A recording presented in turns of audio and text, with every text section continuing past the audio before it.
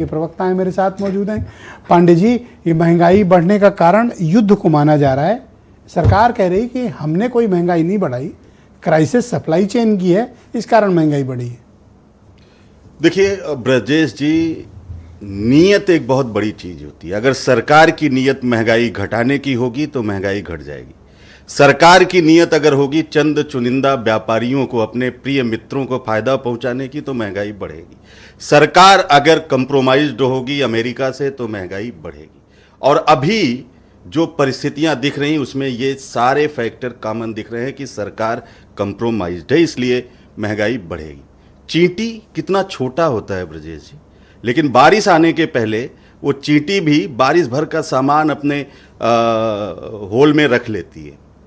प्रधानमंत्री जी को नहीं पता था टेंशन आने वाली है। इजराइल तो गए थे युद्ध के 2 दिन पहले, और पूरा देश, पूरा विश्व जानता था कि ये टेंशन बढ़ेगी, लेकिन इन्होंने कुछ नहीं किया। और मैं एक रिपोर्ट बताऊं, संसदीय कमेटी पेट्रोलियम और गैस की 2021 में उस कमेटी ने रिपोर्ट दी कि आप जो SPR है, स्ट्रेटेजिक पेट्रोलियम रिजर्व, उसको बढ़ाइए। जो इंटरनेशनल एनर्जी एजेंसी है ब्रजेश जी, IEA, वो कहती है कि कम से कम 90 दिन का क्रूड ऑयल आपको रिजर्व रखना पड़ेगा। सरकार से पूछा गया, संसद में सरकार ने, पेट्रोलियम मंत्रालय ने कहा 9.5 दिन का केवल SPR है। आप इस सरकार से उम्मीद कर रहे हैं? क्रूड ऑयल की दिक्कत नहीं है, उसकी सप्लाई तो हमें मिल जा रही। पेट्रोल डीजल की संकट नहीं है पांडे जी, संकट गैस वाला है।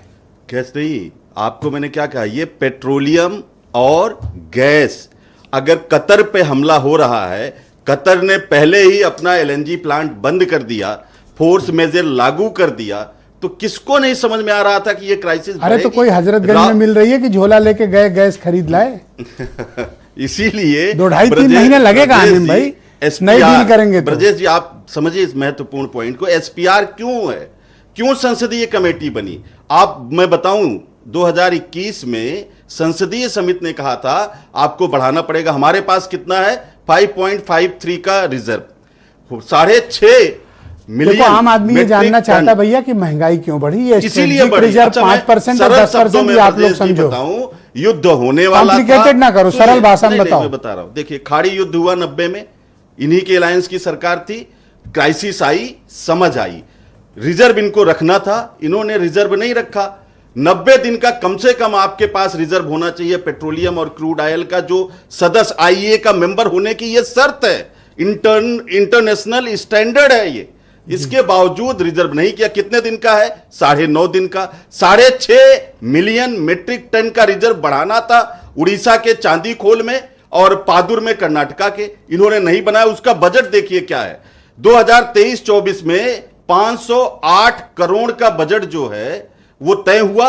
संशोधित करके इन्होंने केवल 40 करोड़ सैंक्शन किया। और खर्च कितना हुआ 23-24 में? वो पेट्रोलियम रिजर्व जो आप कह रहे हैं उसकी बात कर रहा हूं, कोई खर्च नहीं, 1 चौनी नहीं खर्च। अरे आम आदमी को बताओ, महंगाई बढ़ गई, आप ही कहां इसे लिए बैठे हो? ब्रजेश जी, ये बहुत आगे की बात है। ब्रजेश जी, आपने बता दिया, संजय जी ने बता दिया, वो तो सबने बता दिया, लेकिन प्रॉब्लम महंगाई नहीं दिखती। प्रॉब्लम अगर ये किसको नहीं समझ में आ रहा है कि अगर पेट्रोलियम प्रोडक्ट सर रुकिएगा, आपके पास आऊंगा तब दूंगा। अभी अविनाश जी बाकी, थैंक यू, कंप्लीट कर दीजिए। सुनिए, अगर पेट्रोलियम भारत में नहीं आएगा थैंक यू तो ट्रांसपोर्ट से लेके जितने इंडस्ट्रीज में पेट्रोलियम लगेगा, अभी तो सीमेंट के भी दाम बढ़ गए, अभी तो खाद के दाम बढ़ेंगे।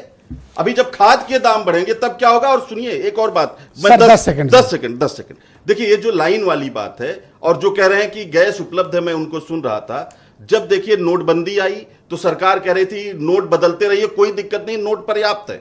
जब कोरोना आया सरकार कहती रही कोई दिक्कत नहीं, कोई ऑक्सीजन और दवाइयां हैं, डोंट वरी।